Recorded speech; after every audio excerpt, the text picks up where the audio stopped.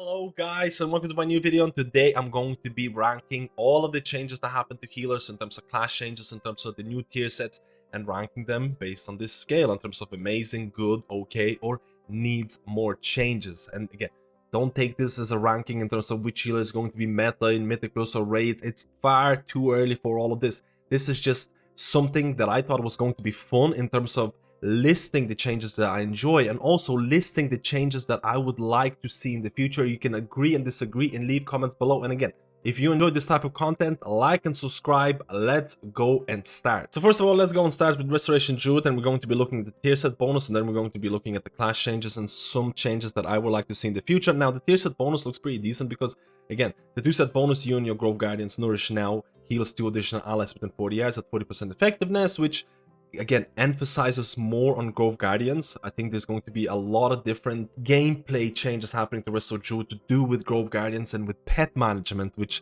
honestly in my opinion sounds pretty good because I've been playing Grove Guardians in patch 10.17 and I've been really enjoying them, especially in Mythicless environment where Resto Druid needs that, or how do I say, needs help to catch up if they're kind of being caught off guard in terms of healing. And in terms of the 4-set bonus, now the 4-set bonus clear casting now causes Hero Regrowth to also cast Nourish onto a nearby injured ally at 200% effectiveness, preferring those with your heal overtime effect. There's a feedback loop here. If you're going to get clear casting from having a good uptime of your life bloom, that's also going to, again, you're going to cast Regrowth, that's also going to cast Nourish, and then it's going to proc your 2-set bonus, and then there's going to be 2 more Nourishes casted in a total of 3 Nourishes.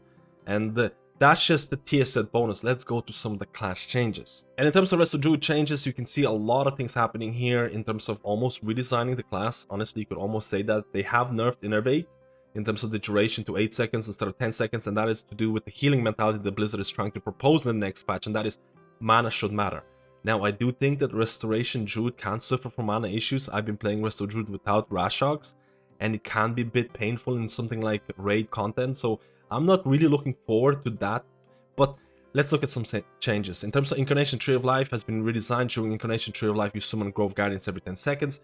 In terms of the second you press Tree of Life, it summons a Grove Guardian, and then every 10 seconds onwards, because it's really important, because you'll see that your Reforestation has been changed to last 10 seconds, which means that during Reforestation, you're going to be casting or able to get 2 Grove Guardians, which might bring Reforestation back as a talent that you might use in something like raid environments, because it kind of fell out of favor in terms of Season 2 Dragonflight. In terms of new talents, Liveliness. This is not a new talent, this is Circle Life and Death, because Circle of Life and Death has been removed, and instead you get Liveliness, which is a damage, your damage overtime effects heal their damage 25% faster, and your healing overtime effects heal 5% faster. So this is actually a nerf to the original Circle of Life and Death.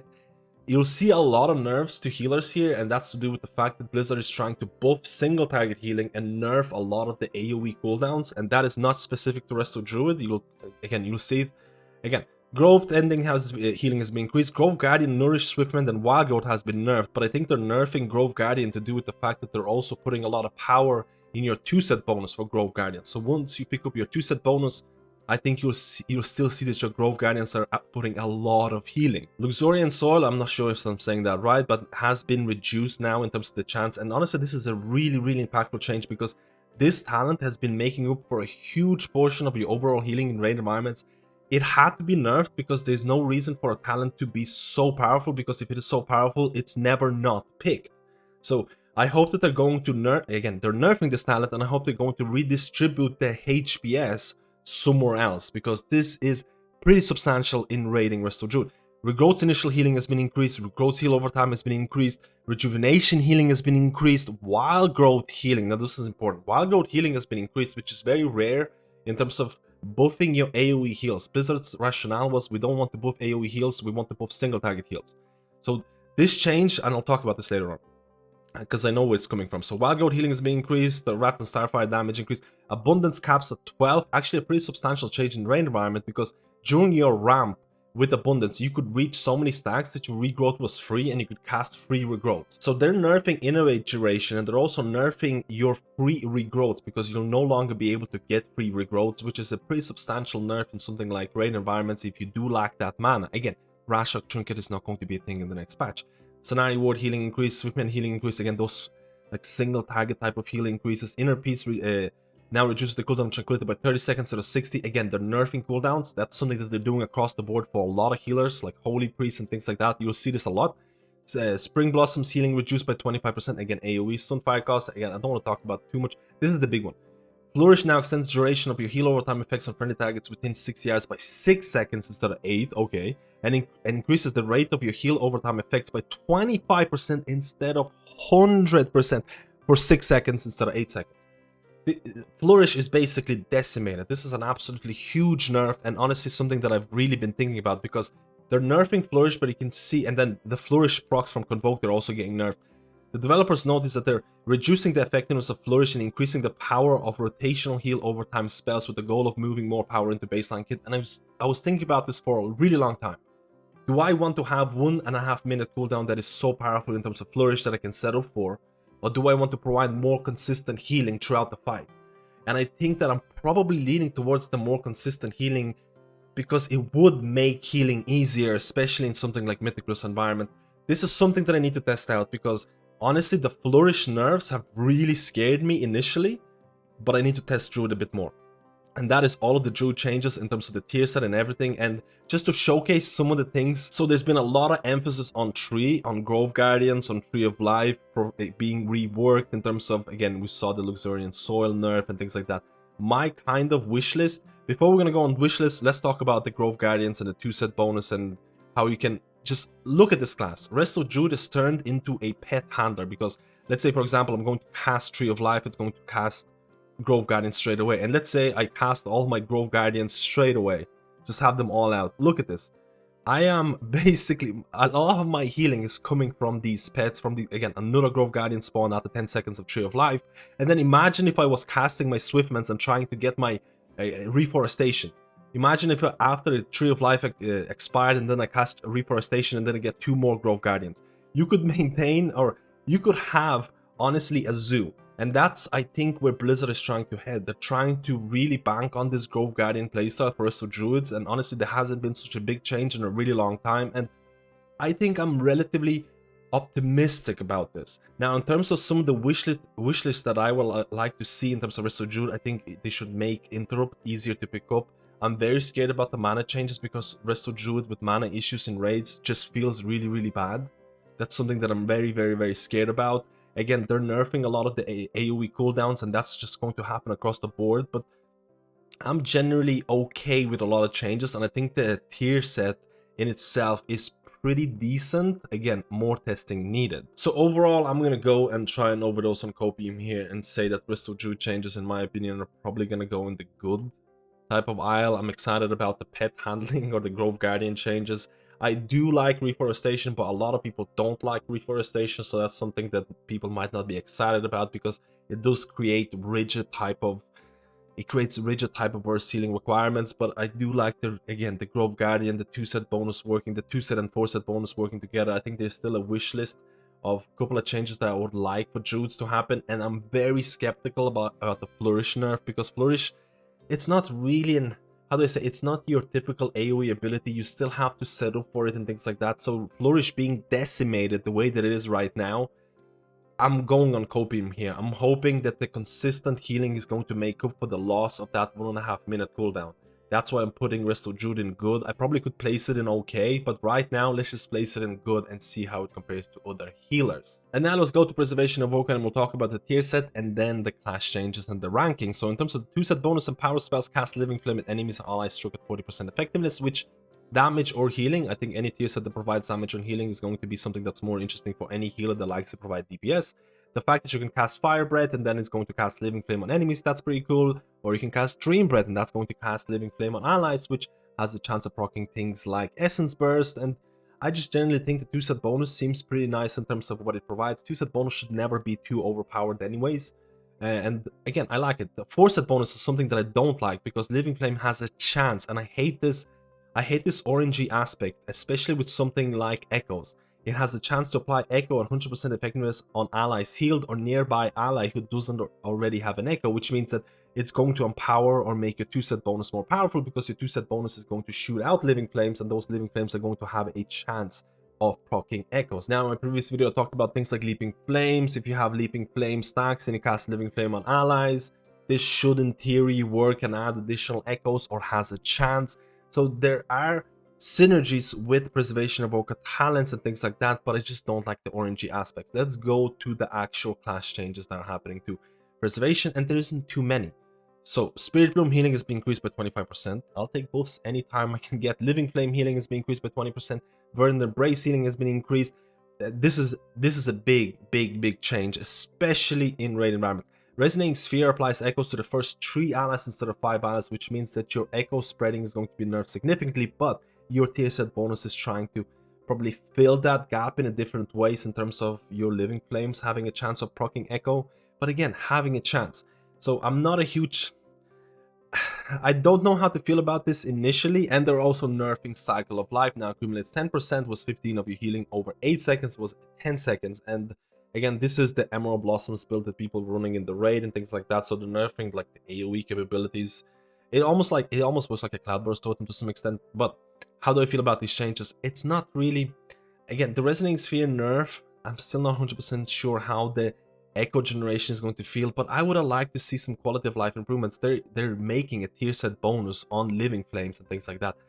I don't really want Living Flames to become something that you use more often in terms of defensive Living Flames, in terms of trying to heal, because I really enjoyed Season 1 Dragonflight, where you had instant cast Living Flames based on your reversion healing and things like that. I want some sort of instant cast Living Flames to come back, because I think it adds additional depth to the class and makes it a lot more smooth, because it actually feels weird that Preservation Evoker has become like an old style healer so fast, because right now you're dealing with Mythic Plus content where you have to deal with consistent spike healing, at least in Season 2, and I'm assuming Season 3 is going to be somewhat similar to that.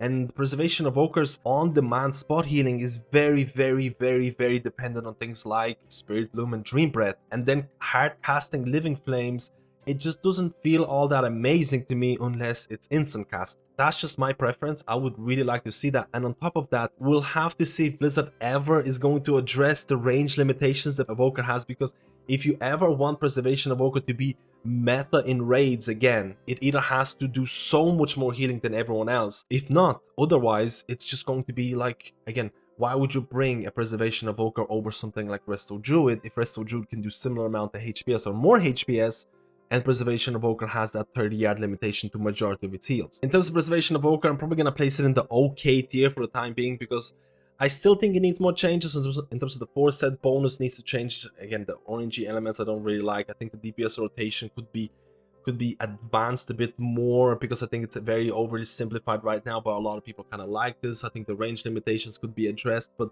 I don't think it's that urgent, and I think Blizzard is going to add more changes, so I'm going to place it in the okay right now. I don't think it's mind-blowing. I don't think everyone's going to flock to play Preservation based on what I've seen so far, but I think a lot of Preservation Evokers might be, again, okay with the changes. Let's go to the next healer. Now, in terms of Holy Paladin, and again, I'm going to look at the tier set and then look at the changes, and I think this is an interesting one. In terms of the 2-set bonus, when Glimmer of Light dissipates or is refreshed, it creates Holy Reverberation on its target. To heal an ally or damage an enemy for over 8 seconds, multiple Holy Reverberations may overlap up to 3 times. I covered this tier set already. I actually think this is very decent in terms of the amount of healing or damage you can provide, because you're overriding your Holy, or you're overriding your Glimmers in something like Mythic Plus content with Holy Shock a lot. You're overriding it with something by using Daybreak and then having Rising Sunlight. You're having, you know, that shotgun Holy Shock. You can do that on enemies or allies that really need specific healing. That's going to apply a multiple stacks of this Holy Reverberation.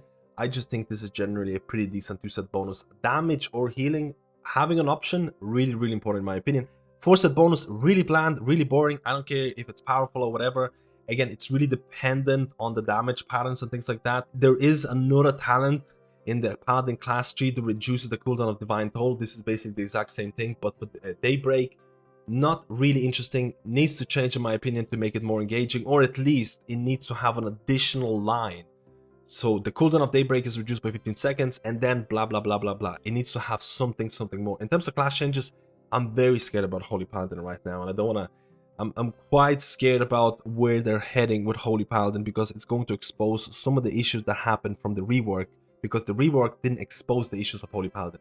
So the healing is reduced, Holy Light healing is increased by 40%, Flash of Light healing is increased by 30%, massive single target healing increases, Daybreak now restores less mana, and Reclamation restores less mana and things like that, which, again, they're trying to lower the mana cost of and make mana more meaningful. But Holy Paladin, in terms of mana usage, what can you do if you run out of mana as Holy Paladin? Like, you don't have these crazy mana spenders that, like, for example, if you're playing Resto Druid and you have excessive mana, you're just rejuvenating more. You're expecting to damage happen in the next couple of seconds, so you're pressing rejuve to burn your mana. As a Holy Paladin, if you run out of mana, or if you're trying to save mana, it just feels really bad. I honestly think concept of mana in a lot of the retail content is almost antiquated for certain healers. And that might be a hot take though. Besides that, Glimmer of Light healing and damage is now increased by 4% per target. It used to be 6. Again, they're nerfing a lot. And Glimmer of Light damage increased by 10%. So why am I scared? It's because they're buffing single target healing of Holy Paladin in terms of Flashlight and Holy Light, because Flashlight buffs are probably going to make Flashlight really, really attractive in terms of single target environment, because guess what? Your holy power spenders, things like World of Glory or things like Light of Dawn, they tickle. They don't have this oomph added in terms of, hey, I'm a Holy Paladin that generates holy power, but my holy power spenders, they don't feel impactful at all. And this wasn't really exposed in terms of the Holy Paladin rework that happened in the previous patch, because you didn't have Flashlight healing for 30% more. You didn't have Holy Light healing for 40% more. And again, your holy power spenders, they weren't powerful, but they weren't exposed. And now you might have something like, hey, I'm focusing much more on hard casting. I'm not spending a whole lot of my holy power, doesn't feel like it's almost part of the class anymore. And that's mainly because they're not buffing Holy Shock, they're not buffing things like Word of Glory. You need to buff the spot healing, because Blizzard's rationale in this 10.2 patch is that, hey, we're buffing every single healer's spot healing capabilities. But for Holy Paladin, we're not going to focus on Holy Shock, we're not going to focus on Word of Glory, which makes those spells feel less impactful and makes the whole holy power generation feel less impactful, which honestly is very, very scary. And this is why, again, let's go to the ranking. And because of this, I'm definitely placing Holy Paladin in needs more changes section, because Blizzard has to be very careful about balancing here. They're either going to make a caster playstyle where you're going to hard cast a lot more, which honestly I don't think is the way for Holy Paladin. I actually think the current iteration of Holy Paladin feels really good, with the exception that your holy power generators or spenders don't feel that impactful. But Blizzard is buffing every single healer's single target healing, and they need to kind of account for that with Holy Paladin spenders, with Holy Shock, with World of Glory and things like that. So needs more changes. I don't want caster Holy Paladin, because I actually think the current iteration of Holy Paladin is really fun. If you can keep the current playstyle, but have stronger single target heals and have stronger holy power spenders, I think that would pretty much create a perfect, or a near perfect Holy Paladin. Guys, let me know how you feel about this. Maybe there are a lot of caster Holy Paladin enjoyers. Let me know. And now let's go to my boy Monk, Mistweaver Monk. Honestly, I'm really excited about Mistweaver Monk, because the 2-set bonus and 4-set bonus just feels... let's talk about this. Renewing Mist and its jumps apply Chi Harmony, increasing its target's healing taken from you by 50% for 8 seconds. 50%, man. Either way, you press Renewing Mist. The second you press it, you get Chi Harmony buff, which lasts quite a bit. And then when Renewing Mist jumps, you also give Chi Harmony buff to that person that it jumps to. I already tested it. The uptime, especially in Mythic Plus, is going to be absolutely insane. And the 50% additional healing, dude, it's wild. Without a doubt, the best 2-set bonus. I think most people are going to agree with this. And in terms of the 4-set bonus, 15% of all healing you do to targets with Chi Harmony is stored and then dispersed evenly among your allies with Renewing Mist when Chi Harmony fades or is refreshed.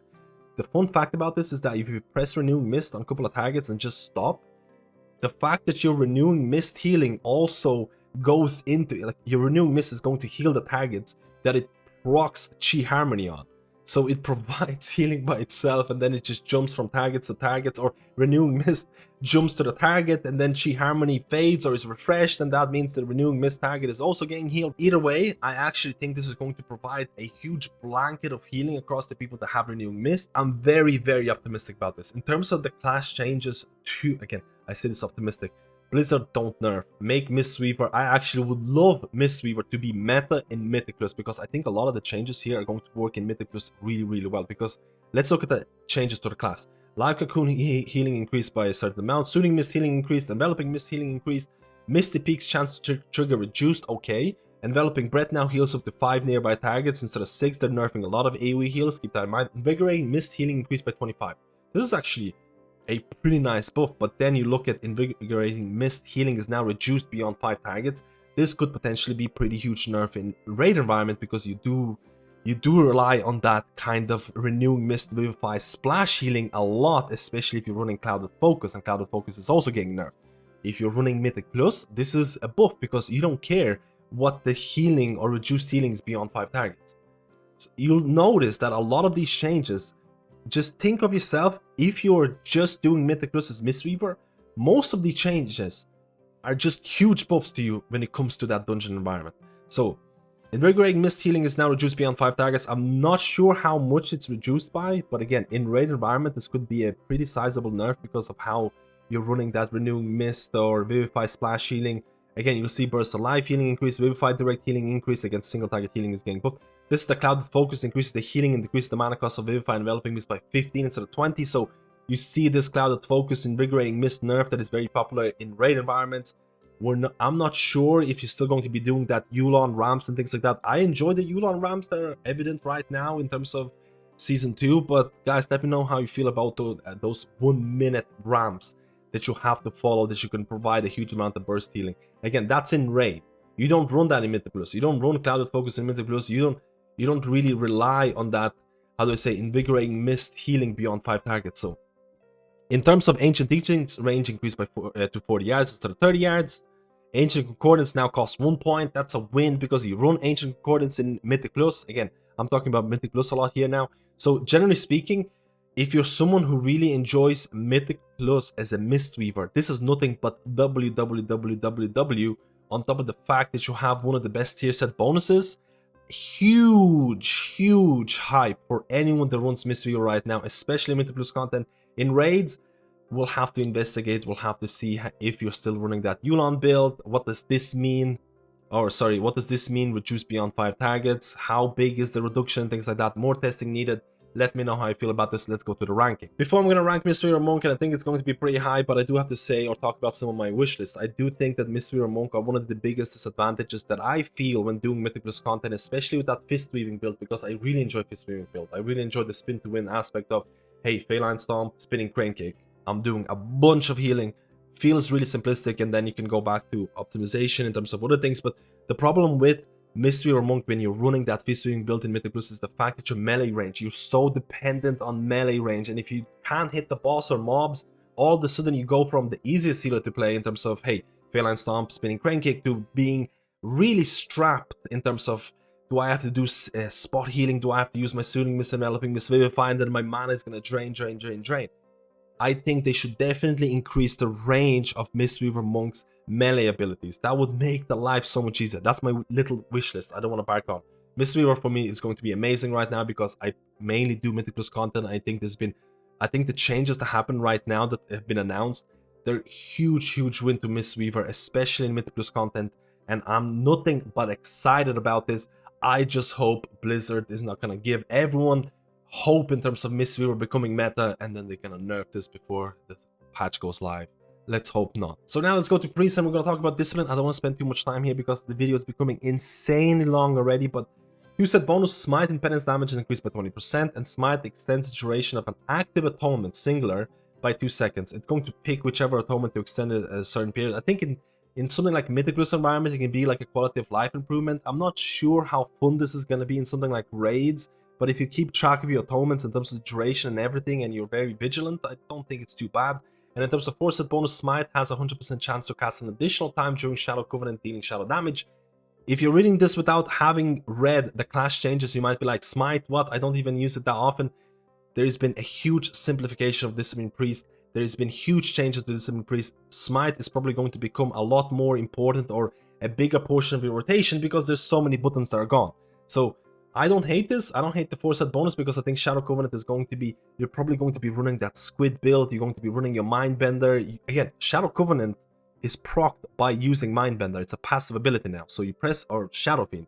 But if you press your Mindbender, and then you're going to get your Shadow Covenant, and then your Smite is going to be more powerful, and then you can have higher uptime of Shadow Covenant because you're going to reduce the cooldown of Mindbender by using certain buttons with specific talents and things like that. But class changes, without going too crazy. Priest has been nerfed in general because, generally speaking, Power Infusion has been nerfed. I wish it was deleted, but whatever. Master Spell, which is honestly kind of interesting because Master Spell is going to be this change. Master Spell cooldown is now 2 minutes instead of 45 seconds. This is probably going to be really bad if certain raids and Mythic Plus dungeons going to require Master Spell. Because imagine if you're doing the new raid and a certain boss requires Master Spell on, let's say, 45 seconds, every 45 seconds, and you're like, hey, priests have a 2-minute cooldown. You can't. I'm not able to dispel this. I'm not able to use Master Spell all the time. Guess what they're going to do? They're going to bring another priest and another priest and another priest. So you're going to end up stacking priests if there's going to be a specific bosses which require Master Spell. So you either don't have fights or dungeons where Master Spell is mandatory, or just delete the spell completely. I don't know. I honestly don't know at this point, but we'll have to see. So in terms of Discipline Priest, the changes that happen, probably the best, or this is something that I've been talking about for a really long time, simplification. If you look at Discipline Priest ramp in raid environment in terms of the amount of buttons you need to press, like 15 different unique buttons at 24 different or 24 spell rotations that you need to do for evangelism, it is mind-bogglingly, how do I say, scientific. And if you miss out on any of those, you're like, oh, what's going on? So what they're doing, Schism is now redesigned to be a passive talent procced by Mind Blast. Mind Blast has a longer cooldown. Shadow Covenant is redesigned to be a passive talent procced by Shadow Fiend or Mindbender. And then you have a bunch of other changes. Power of Solace has been removed. Harsh Discipline has been made a little bit easier in terms of how you're going to proc it for your rotation as well. Again, you can read all of this. Just basic oversimplification or simplification of the spec. Some new talents. Ultimate Penitence, I really need to show you this because Ultimate Penitence just looks so cool. This is my Discipline Priest, and in terms of the new talent, Ultimate Penitence, there's also additional talents that buff this talent. In terms of, again, each Penance Bolt you fire reduces the cooldown because the cooldown is 4 minutes by default, and then like overloaded with light. Ultimate Penitence emits an explosion of light, healing up to 10 allies around you for a certain amount, applying atonement. So there's multiple ways to make this more powerful. I'm not sure what the end build is going to be. It's possible that you might not even going to use it in certain situations and things like that. But just look at how cool it looks like. It's a casted ability, and then it's just amazingly awesome, honestly. In terms of the new talents being added, visually is really cool, and I think the rework so far has been pretty insane. In terms of balancing everything, that's going to be a big job for Blizzard. And in terms of other changes, you can see here, penance damage increase, penance healing increase. Again, we're doing that, a bit of that spot healing. Power Barrier now reduces 20% of damage taken instead of 25. Again, they're reducing a lot of the healing cooldowns, and that includes damage reduction cooldowns. This is a big one. Atonement now heals for 32% of damage instead of 40%. So they are nerfing your atonement healing, which is going to be pretty painful, but that's kind of the Blizzard's mentality right now. But atonement healing is now increased by 50% when not in raid. So they are, again, they're aware of the fact that, again, you cannot properly balance a Discipline Priest in raid and have the same kind of balance in Mythic Plus, especially when it comes with atonement healing. And I really love this change. Flash healing increased by 40%. Power Shield Absorption increased. Divine Aegis is now 1 point instead of 2. And Light's Wrath, Resplendent Light, Wrath Unleashed, and Make Amends have been removed. So what does this mean overall in terms of Discipline Priest? Let's go to the ranking. Basically, I'm super excited about Discipline Priest because I think it needed simplification for a really long time. I actually really enjoy Discipline Priest right now in patch 10.17 when it comes to Mythic Plus content. I actually really like it. I do think it could use a bit of spot healing, and again, they're making spot healing a little bit more accessible in terms of the power. Maybe not a little bit, but a lot. And in raid environment, it definitely needed simplification. I actually enjoy my Discipline Priest in raids right now, even though the rotation can be cluttered and convoluted and kind of bloated. I still enjoy the aspect of trying to min-max it, but I can definitely tell you the spec or the health of the spec is going to be a lot better when Blizzard is going to simplify, again, make talents passive or just downright remove them, because you don't need that complicated rotation to make the spec more fun. simplicity or less is more in a lot of cases, and honestly because of this I'm placing some increase in amazing aspect. I don't think their tier set is not all that amazing. I'm not a huge fan of the 2-set bonus. I think it's okay. The 4-set bonus I need to test a bit more. I think it can be pretty decent, especially because of the new builds emerging, but the fact that they're simplifying this spec and making more accessible, hopefully they're gonna achieve the same type of fun, and I think they will. Let me know how you feel about this. Honestly, Mistweaver Monk and Discipline Priest right now are super hype. And now let's go to Holy Priest, and we're gonna look at the tier set bonus and then the class changes. There isn't too many, but the 2-set bonus, Holy Word Serenity applies a 14 second of renew to its target. Holy Word Sanctify applies 5 seconds of renew to allies it heals. 2-set bonus by itself is it's kind of cool because Holy Word Sanctify, again, its cooldown is reduced by using renew. So when you use Holy Word Sanctify on as many targets as possible, like a group tup or a group tup raid group, you're going to apply renew, and that renew is going to reduce the cooldown of Holy Word Sanctify. So there is a small feedback loop in terms of trying to optimize or have more uses of Holy Word Sanctify. And then Renew's healing has a chance, again, not a huge fan of these orangey elements, but it has a chance to cause your next Holy Word Sanctify or Holy Word Serenity to not consume a charge when cast and cost 50% less mana and stacking up to 2 times. They could have included Holy Word Chastise in here as well for additional damage and things like that if you choose to do that in like a Mythic List, but whatever. So I'm not sure about the chance of this. I'm not sure, like I've tested it in smaller groups and things like that. It didn't seem all that overwhelming. It's all going to depend on that chance in terms of how much you get, but there is a possibility you're going to be your local raid sniper because you'll be able to bank up or store up these, for example, Holy Word Serenity stacks. You're probably going to be running, or there's going to be a lot more push in terms of running that Miracle Worker with multiple stacks or multiple charges of Serenity and Sanctify. So let's say you have multiple charges of Serenity Sanctify. Let's say you proc your 4-set bonus or multiple charges of your 4-set bonus. Raid-wide AoE damage happens. You're going to do your Serenity back to back. Like, it's just going to be crazy.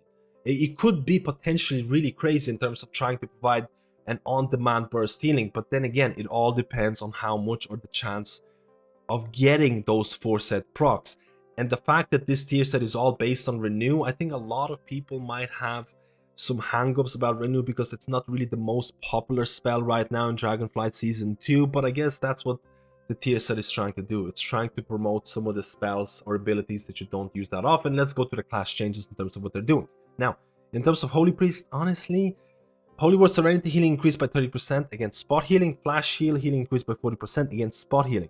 Holy Word Salvation cooldown is now reduced by 15 seconds, used to be 30 seconds by Holy Word Serenity and Sanctify, which, again, you're going to be getting a lot more of these Holy Word Serenity and Sanctifies through your 4-set bonus and things like that, hopefully. So, well, I'm not sure how big this nerf is. If it's big enough to reduce, or for example, if you used to get 2 Holy Word Sanctifies, or sorry, 2 Holy Word Salvations in a boss fight, and now you're only getting 1, yeah, that's a pretty big nerf. But honestly, just way too early to say because I need to test out the proc chance of 4-set and things like that. Symbol of Hope now restores 10% mana. Again, Blizzard's rationale, we want less mana consumption. We want healers to feel like mana is a resource, which I don't fully agree in all cases. Symbol of Hope recovers 40 seconds of cooldown for a major defensive ability, was 60 seconds. Honestly, Symbol of Hope is a pretty major utility item for Holy Priest, and one of the reasons for Holy Priest to be invited in these high-end mythic world first raids. Because if the damage patterns are going to align, Symbol of Hope can actually be really strong. So depending on the damage patterns, this could be a pretty significant nerf in terms of where the Holy Priest is going to be. Again, they're nerfing a lot of priest utility in terms of Master Spell, in terms of Symbol of Hope, in terms of PI. Let's say, like, there is a... Let me know how you feel about this. Holy Word Sanctify now heals up to 5 allies instead of 6. We saw a lot of these changes happening to multiple healers. Again, AoE healing being nerfed, Divine Star healing is nerfed. Again, AoE healing nerfed, Halo healing decreased. Again, AoE healing nerfed. Let's go to my ranking. So in terms of Holy Priest or Priest in general, they're getting a lot of utility nerfs. Again, we talked about Master Spell PI, we talked about Symbol of Hope of Holy Priest. It doesn't really matter for Discipline because Discipline rework has been so fun in terms of simplifying the playstyle and making it more engaging, in my opinion, that it doesn't matter. It just feels better to play Discipline. Holy Priest is not really getting that big of a rework. It's not getting any kind of rework. It's just getting single target healing increased and AoE healing nerfed. And then the tier set bonus is all dependent on the chance of getting those 4 sets, because let's be honest, renew is not all that it's not the most fun or engaging ability anyways. So I would actually place Holy Priest in somewhere like okay state. I do think it could use more changes, but honestly I'm not even sure what changes I would add to Holy Priest right now. So I still feel that snipey playstyle, more uses of your Holy Word spells could be fun in raid environment, because you can bank up though or pull up those again charges and just unleash your healing. So I still think Holy Priest could be fun, but I'm a little bit worried about priest utility getting nerfed or getting decimated in a lot of cases. Let me know how you feel about Holy Priest changes. And now let's go to Restoration Shaman, and I honestly didn't really want to rank Resto Shaman because I think there's some substantial portions of the tier set that are not working right now or not working properly.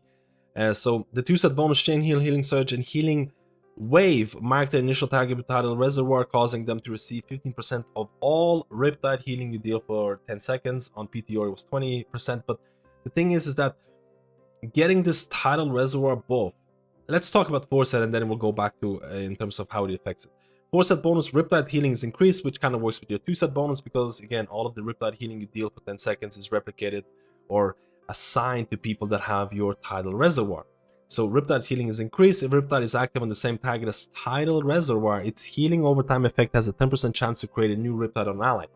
When you look at Riptide as a tier set bonus, you're just thinking Primordial Wave. Primordial Wave is just something that's made for Riptide. Again, in terms of marking people with Tidal Reservoir, I was hoping that the healing waves that are cast from Primordial Wave would assign or add Tidal Reservoir to those targets, and it doesn't.